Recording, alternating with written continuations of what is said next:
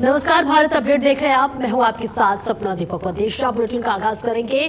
पंकज चौधरी के बयान से सियासी हलचल तेज हो गई है। यूपी में 2027 चुनाव में सीएम चेहरे पर अटकलें तेज। सीएम योगी के नाम पर पंकज चौधरी ने सीधे हाँ नहीं कहा। पंकज चौधरी के बयान के बाद विपक्ष ने बीजेपी पर कई बड़े सवाल उठाए हैं। विधानसभा चुनाव से पहले यूपी की राजनीति में नई बहस शुरू हो चुकी है। बीजेपी के नेतृत्व और रणनीति को लेकर लगातार अटकलें इस वक्त तेज होती हुई नजर आ रही है। तो पंकज चौधरी के बयान के बाद से अब विपक्ष बीजेपी पर सवाल उठाता हुआ नजर आ रहा है। ये बड़ी जानकारी आप तक पहुंचा रहे हैं, जहां बीजेपी के नेतृत्व और चुनावी रणनीति को लेकर अब अटकलें जो है वो तेज होती हुई नजर आ रही है। ये बड़ी और अहम जानकारी आप तक पहुंचा रहे हैं, जहां पंकज चौधरी के बयान से सियासी हलचल तेज हो गई है।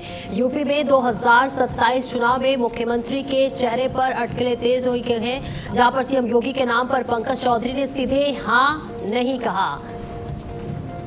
तो अब देखिए, कई बड़े सवाल विपक्ष उठाता हुआ नजर आ रहा है, बीजेपी को घेरते हुए नजर आ रहा है। और इस बीच ये बड़ी जानकारी आप तक साझा कर रहे हैं, जहां उत्तर प्रदेश में बीजेपी अध्यक्ष पंकज चौधरी के एक बयान से 2027 चुनाव में मुख्यमंत्री पद के चेहरे को लेकर अटकलें तेज हो गई है। पंचायत आपको बताते चले, कार्यक्रम में जब एक पूछा गया कि सीएम योगी आदित्यनाथ ही पार्टी का चेहरा होंगे, तो उन्होंने सीधे हाँ कहने के बजाय कहा कि बीजेपी एक संगठन आधारित पार्टी और सीएम का फैसला चुनाव के बाद लिया जाएगा। तो देखिए, अब पंकज चौधरी के इस बयान के बाद कई बड़े सियासी अटकलें तेज हो गई हैं। विपक्ष अब बीजेपी को घेरता हुआ नजर आ रहा है।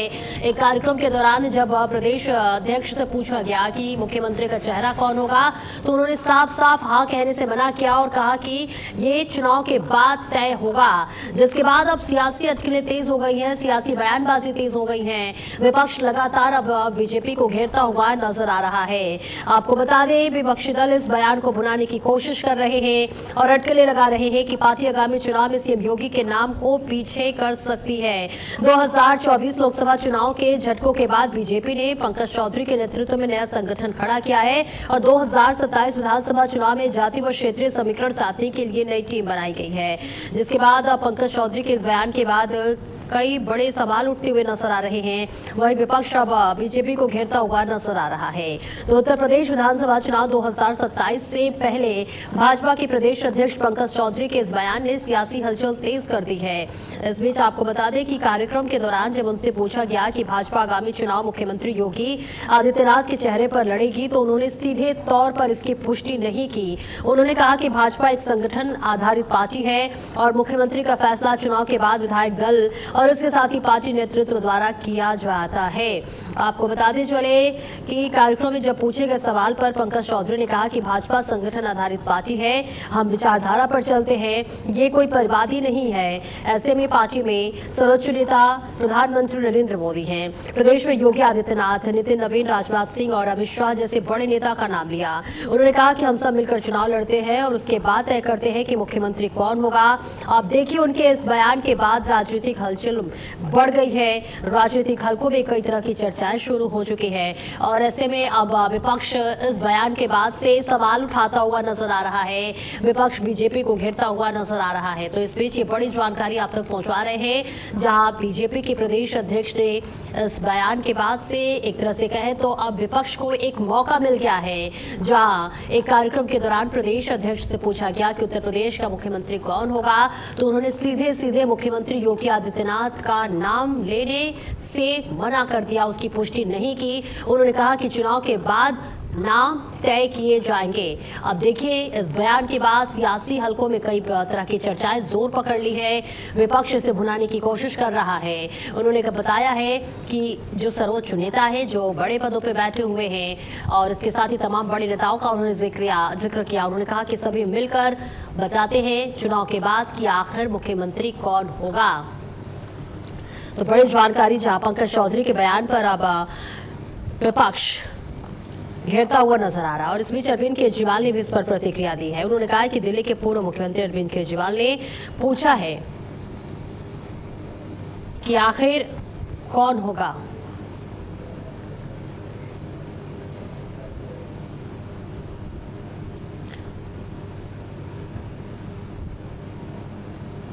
और ज्यादा जानकारी के लिए हमारे साथ जुड़ रहे हैं प्रवीर सिंह। प्रवीर, देखिए, पंकज चौधरी के इस बयान के कई मायने निकाले जा रहे हैं। जहां उनसे पूछा गया कि मुख्यमंत्री का चेहरा कौन होगा, साफ साफ मुख्यमंत्री योगी आदित्यनाथ के चेहरे पर मुहर लगाने से हालांकि उन्होंने मना तो नहीं किया, लेकिन नाम भी नहीं लिया। उन्होंने कहा कि चुनाव के बाद नाम तय किए जाएंगे। अब विपक्ष को जरूर एक मौका मिल गया है। आपको बता दें कि जिस तरीके से भारतीय जनता पार्टी एक राष्ट्रीय स्तर की बड़ी पार्टी है, तो ऐसे में किसी भी प्रकार से चुनाव के ठीक पहले अगर नाम ले लेते तभी कहीं ना कहीं ये राजनीतिक मुद्दा बन जाता। तो इसलिए जब कभी भी किसी पदाधिकारी से, एक बड़े नेता से इस तरीके से बयानबाजी या पूछा जाता है, सवाल किया जाता है, तो वो कहीं ना कहीं शेष नेतृत्व के ऊपर ये फैसला डाल देते हैं। यानी वो स्वयं पर किसी भी प्रकार से विवादों में नहीं गिरना चाहते। हालांकि ये विवाद का मुद्दा बन गया क्योंकि उन्होंने उत्तर प्रदेश के मुखिया योगी आदित्यनाथ का नाम नहीं लिया। योगी आदित्यनाथ हिंदू के फायर ब्रांड नेता माने जाते हैं।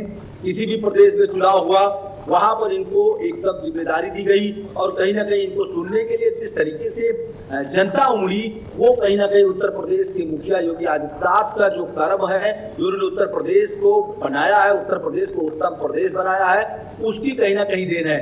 जिस तरीके से उन्होंने अपराधियों के ऊपर नकेल कसे हैं, भूमाफियाओं के ऊपर कार्रवाई किया है, बुलडोजर कार्रवाई की गई है, ये कहीं ना कहीं उत्तर प्रदेश के मुखिया ने एक जो उदाहरण के तौर पर पेश किया और अन्य प्रदेश आज इसका सीख ले रहे हैं। कानून व्यवस्था से लेकर के चाहे परीक्षा की, इसके पहले आप जानते सपना कि जिस तरीके से उत्तर प्रदेश में किसी भी प्रकार से कोई जो बिजनेसमैन है, जो व्यापारी है, वो उत्तर प्रदेश में नहीं आना चाहते थे, उत्तर प्रदेश में व्यापार कम लगाते थे। लेकिन जिस तरीके से उत्तर प्रदेश के मुखिया योगी आदित्यनाथ ने कानून व्यवस्था को मेंटेन किया, अपराधियों पे नकेल कसा, भूमाफियाओं से सरकारी जमीन खाली कराई, गरीबों को मकान दिया, पंक्ति में बैठे अंतिम व्यक्ति की बात सुन करके उस पर कहीं ना कहीं कार्रवाई की, तो ऐसे में जो 27 का चुनाव है वो निश्चित तौर पर भारतीय जनता पार्टी उत्तर प्रदेश के मुखिया योगी आदित्यनाथ के चेहरे पर ही चुनाव लड़ेगी। लेकिन चूंकि प्रदेश अध्यक्ष हैं पंकज चौधरी, वो किसी विवादों में नहीं पड़ना चाहते थे, इसीलिए उन्होंने डायरेक्ट नाम लेने से मना कर दिया। हालांकि प्रक्रिया भी यही है कि जब पार्टी चुनाव होता है, चुनाव के बाद जब विधायक चुने जाते हैं, तब उसके बाद कहीं ना कहीं विधायक दल का एक बैठक होता है और बैठक में सभी विधायक ये तय करते हैं कि हमारा अगला मुख्यमंत्री कौन होगा। वही चीज पंकज चौधरी ने कहा, लेकिन उसको कहीं ना कहीं विपक्ष ने एक राजनीतिक मुद्दा बनाया, हवा देना चाहा है, क्योंकि विपक्ष को ये पता है कि उत्तर प्रदेश के मुखिया योगी आदित्यनाथ का क्या कद है, उनका क्या सम्मान है, अपराधियों के प्रति उनका किस तरीके से रणनीति है।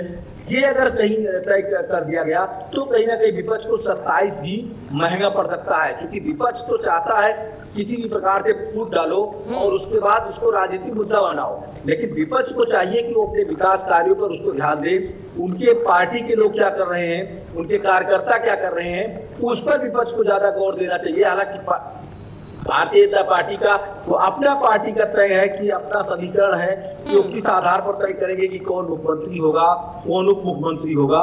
लेकिन जिस तरीके से इस मुद्दे को सियासी हलचल दिया जा रहा है, वो कहीं ना कहीं एक राजनीतिक समीकरण को एक हवा दे दिया है। लेकिन पंकज चौधरी का जो कहना था, पंकज चौधरी की जो बातें थी, वो शीर्ष नेतृत्व पर उन्होंने कहा। हालांकि उनको साफ तौर पर वो अगर कह देते कि उत्तर प्रदेश के मुखिया योगी आदित्यनाथ होंगे तो भी उससे सियासत होती, लेकिन कहीं ना कहीं चाहे अखिलेश यादव हो, चाहे केजरीवाल हो, चाहे अन्य पार्टी के लोग हो, उनको पहले अपनी पार्टियों के बारे में सोचना चाहिए, रणनीति के बारे में सोचना चाहिए। 2027 में कैसे वो उत्तर प्रदेश में अपना वर्चस्व कायम करेंगे, इसको सोचना चाहिए। क्योंकि जिस तरीके से उत्तर प्रदेश में विकास की गंगा बह रही, उत्तर प्रदेश में विकास कर रहे हैं उत्तर प्रदेश की मुखिया योगी आदित्यनाथ, जिस तरीके से वो अपराधियों पे कार्रवाई कर रहे हैं, जिस तरीके से वो योजनाएं, चाहे वो केंद्र सरकार की योजना हो, चाहे वो प्रदेश सरकार की योजना हो, एक एक व्यक्ति तक जिस तरीके से पहुंचती है, क्योंकि जीरो टॉलरेंस की जो नीति है वो कहीं ना कहीं उत्तर प्रदेश में प्रभावी है और उत्तर प्रदेश की उपमा अन्य प्रदेश लेते हैं। पहले जो बहन बेटियां थी, शाम के समय घर से निकलना मुश्किल हो जाता था, किसी भी प्रकार से जो अपराधी करते थे, अपराधियों को बचाने में पूरी सरकार लग जाती थी, पूरे नेता लग जाते थे। भर्ती का कहीं अगर कोई वैकेंसी निकलती थी तो उस पर वसूली गैंग निकल जाता था। आज वो सब चीजें खत्म है। आज उसके लिए किसी भी प्रकार से आप देखिए जिस तरीके से विदेश से लोग उत्तर प्रदेश में अपना निर्यात कर रहे हैं, उत्तर प्रदेश में अपना बिजनेस डेवलप कर रहे हैं, वो कहीं ना कहीं एक उपमा बन गया है। युवाओं से लेकर के जो सीनियर सिटीजन है, सब पर उत्तर प्रदेश के मुखिया योगी आदित्यनाथ का अपना जो वर्चस्व है, अपना उनकी जो कार्य कुशलता है, वो कहीं ना कहीं हावी है। विपक्ष को सबसे बड़ी घबराहट हमको लगता है इसी बात से है कि लोकप्रियता जो उत्तर प्रदेश के मुखिया योगी आदित्यनाथ की बढ़ती जा रही है, उससे विपक्ष कोई मुद्दा नहीं पा रहा है, तो इसको मुद्दा बना रहा है। हालांकि विपक्ष को चाहिए कि अपने काम पर, अपने विकास पर, अपनी योजनाओं पर, अपनी जो विजन है उस विजन को जनता के सामने लेके आना चाहिए। लेकिन पंकज चौधरी ने जो घुमा के बात को कही, जो उन्होंने शीर्ष नेतृत्व का जो उन्होंने नाम लिया, इससे कहीं ना कहीं विपक्ष ने घेरने का काम विपक्ष लगातार कर रहा है।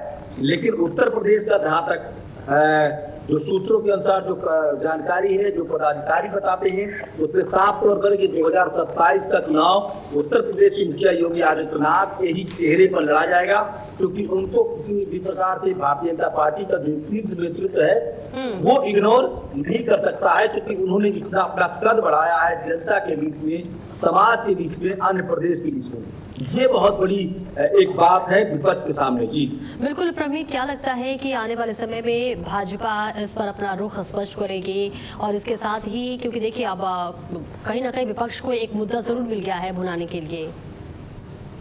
देखिए, विपक्ष इस मुद्दे को लेकर के अगर अपनी राजनीति करेगा तो ये कहीं ना कहीं हंसी का पात्र बनेगा। आप देखिए, चुनाव में तैयारियां देखिए, कांग्रेस के जो कार्यकर्ता है वो लगातार और लगाते हैं कि जब उत्तर प्रदेश में चुनाव होता है तब प्रियंका गांधी और राहुल गांधी उत्तर प्रदेश आते हैं, वो अपना जमीनी हकीकत को तलाशते हैं, जमीन पे अपना वर्चस्व बनाने की कोशिश करते हैं, तब तक देर होती है। आप देखिए, सिर्फ चुनाव में आप आकर के उत्तर प्रदेश की जनता को कोई बात करेंगे, उससे कहीं ना कहीं आपको संतुष्टि नहीं है, क्योंकि आपको काम करना पड़ेगा, आपको जनता को दिखाना पड़ेगा कि हम आपके लिए काम कर रहे हैं। कार्यकर्ता तक मिलने के लिए दिल्ली जाना पड़ता है। तो ऐसे में आने वाले समय में देखना होगा कि बीजेपी के शीर्ष नेतृत्व या फिर बीजेपी का कोई भी दिग्गज नेता इस पर क्या कुछ अपना रुख स्पष्ट करता है। बहुत बहुत शुक्रिया रणवीर आपका इस महत्वपूर्ण जानकारी के लिए। और चलिए आगे बढ़ते हैं। दिल्ली में कांग्रेस की बड़ी बैठक आज है। राहुल गांधी की अध्यक्षता में यह बैठक होने वाली है। संसद सत्र के मुद्दों पर चर्चा होगी। इसके साथ ही विभिन्न राज्यों के राजनीतिक मुद्दों पर भी चर्चा होगी। ये बड़ी जानकारी आप तक पहुंचा रहे हैं, जहां दिल्ली में आज कांग्रेस की बड़ी बैठक है, कई दिग्गजों की भी मौजूदगी रहने वाली है। तो बड़ी बैठक जहां राहुल गांधी की अध्यक्षता में आज दिल्ली में बड़ी बैठक कांग्रेस कर रही है। संसद सत्र के मुद्दों पर चर्चा होगी, विभिन्न राज्यों के राजनीतिक मुद्दों पर भी चर्चा होगी।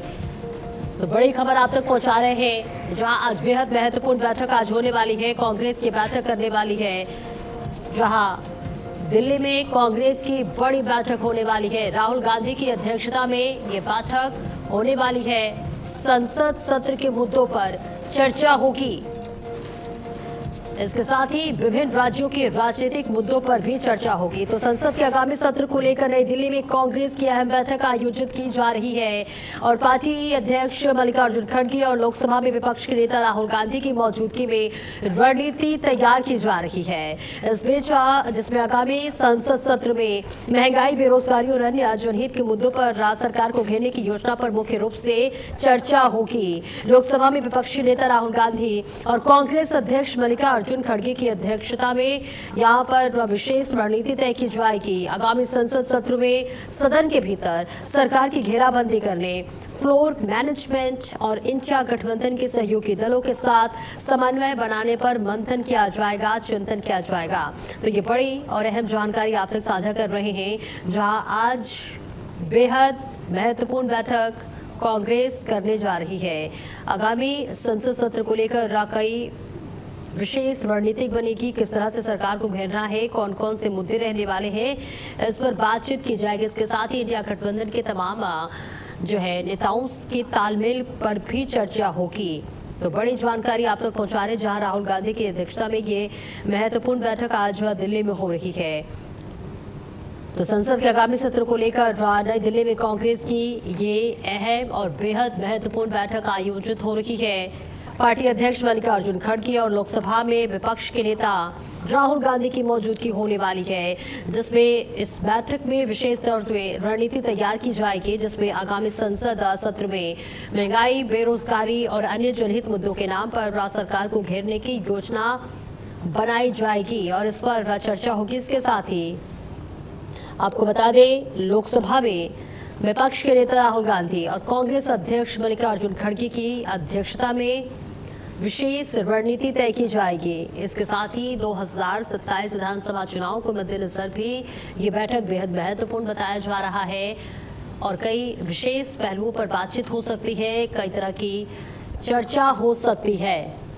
तो बेहद ये अहम बैठक आज कांग्रेस करने जा रही है, जो आगामी संसद सत्र में सदन के भीतर सरकार की घेराबंदी करने, फ्लोर मैनेजमेंट और इंडिया गठबंधन के सहयोगी दलों के साथ समन्वय बनाने पर मंथन किया जाएगा।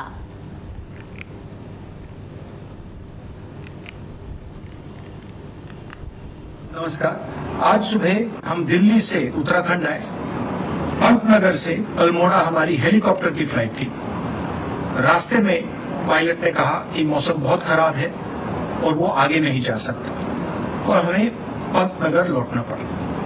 मैं चाहता था कि आज मैं आपसे मिलूं और उत्तराखंड की जो पॉलिटिकल सिचुएशन है, इकोनॉमिक सिचुएशन है, इसके बारे में बात करूं, उत्तराखंड के भविष्य के बारे में आपको बताऊं। मगर दुख की बात है कि मुझे आज वापस लौटना।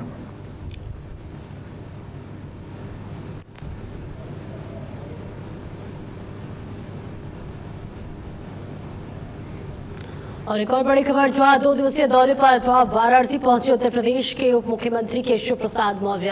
आपको बताते चले, केशव प्रसाद मौर्य ने काशी के विकास को लेकर प्रधानमंत्री नरेंद्र मोदी की सराहना की। उन्होंने कहा कि प्रधानमंत्री बनने के बाद से काशी का लगातार विकास हुआ है।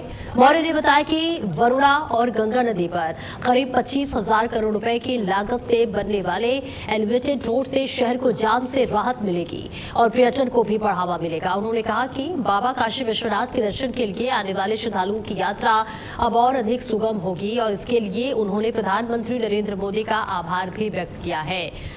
तो उत्तर प्रदेश के उप मुख्यमंत्री केशव प्रसाद मौर्य वाराणसी दौरे पर रहे, जहां पर उन्होंने तमाम बातों का जिक्र किया। मीडिया को संबोधित करते हुए उन्होंने बताया कि प्रधानमंत्री के नेतृत्व में लगातार विकास हो रहा है। एलिवेटेड रोड से काशी को भी मिलेगी एक बहुत बड़ी सौगात, जहां डिप्टी सीएम केशव प्रसाद मौर्य ने तमाम बातों का जिक्र किया। इसके साथ ही देश के प्रधानमंत्री नरेंद्र मोदी का भी आभार जताते हुए नजर आए। एलिवेटेड रोड से काशी को मिलेगी जाम से मुक्ति। तो बड़ी और अहम जानकारी आप तक साझा कर रहे हैं, जहां उत्तर प्रदेश के उप मुख्यमंत्री केशव प्रसाद मौर्य ने बताया कि किस तरह से प्रधानमंत्री नरेंद्र मोदी के नेतृत्व में लगातार देश विकास कर रहा है, उत्तर प्रदेश बन रहा है। और इसके साथ ही अब कई एक्सप्रेसवे बनाए गए, जिसके बाद से जाम के झाम से मुक्ति मिली और इसके लिए उन्होंने प्रधानमंत्री नरेंद्र मोदी का आभार व्यक्त किया। इसके साथ ही आपको बताते चले, तमाम बातों का जिक्र करते हुए उप मुख्यमंत्री नजर आए। तो उत्तर प्रदेश के उप मुख्यमंत्री केशव प्रसाद मौर्य का ये दौरा बेहद महत्वपूर्ण रहा। वाराणसी में उन्होंने तमाम बातों का जिक्र किया। उन्होंने कहा कि प्रधानमंत्री बनने के बाद से काशी का लगातार विकास हुआ है। मौर्य ने कहा कि वरुणा और गंगा नदी पर करीब 25,000 करोड़ रुपए के लागत से बनने वाले एलिवेटेड शहर से जाम से छुटकारा मिलेगी और इसके साथ ही उन्होंने तमाम बातों का जिक्र करते हुए प्रधानमंत्री नरेंद्र मोदी का आभार जताया। और चलिए आगे बढ़ते हैं। समाजवादी पार्टी के राष्ट्रीय महासचिव शिवपाल सिंह यादव के गाजियाबाद पहुंचने पर पार्टी कार्यकर्ताओं ने फूल मालाओं और जोरदार नारेबाजी के साथ उनका भव्य स्वागत किया। इस दौरान शिवपाल यादव ने संगठनात्मक बैठक में कार्यकर्ताओं से संवाद करते हुए पार्टी को बूथ स्तर तक मजबूत करने का आह्वान किया। समाजवादी पार्टी किसानों, युवाओं, मजदूरों और आम जनता के मुद्दों पर लगातार संघर्ष कर रही है और मजबूत विपक्ष की भूमिका निभाती रहेगी। उनके इस दौरे को पश्चिमी उत्तर प्रदेश में पार्टी संगठन को नई मजबूती देने की दिशा में बेहद अहम माना जा रहा है।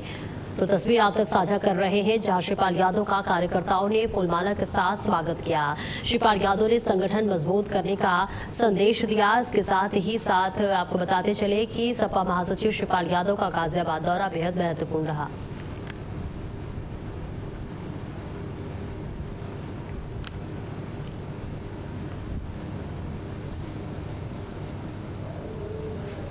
शिवपाल यादव गाजियाबाद दौरा था और ऐसे में जैसे ही उनका आगमन गाजियाबाद की सरजमीन पर हुई, तमाम कार्यकर्ता वहां पहुंचे उनके स्वागत में और फूल मालाओं के साथ उनका भव्य स्वागत किया गया, जिसकी तस्वीर आप तक साझा कर रहे हैं। पार्टी को संगठन को मजबूत बनाने पर उन्होंने जोर दिया और इसके साथ ही उन्होंने तमाम बातों का जिक्र किया।